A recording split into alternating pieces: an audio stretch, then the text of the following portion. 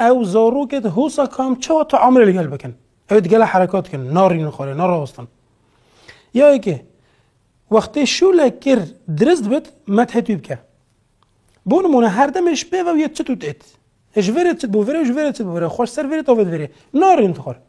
وقتی دادید نابینه که رنج خور متحد بکه ماشاءالله چند جانتون صار رنج تخور هوسا خشکوک تازه دهی متحد تکن وقتی تشتکر متحد بکه دا اتسریوی دا بچسبت میند عقلی دا دماغی هر بری بده شوله و هر رند خاله دا بچگه حرکاوی کم بد یا دوه یا یکی مگو مدح یا دوه دوام تشتا نهی لیان کم کی اید بن سبب گلک حرکی اوی یان گلم مجیلی اوی گلم مجیلی وکی بونو من لو حکت مال دابد هر بینه که تلاخات کتید و تدخبتد ما حاولم که لو حرکش بری دا نبد سبب گلم مشغول بد یان هندک تشت هین عقلوی دبنوت اینن وی گله حرکات بدن کرن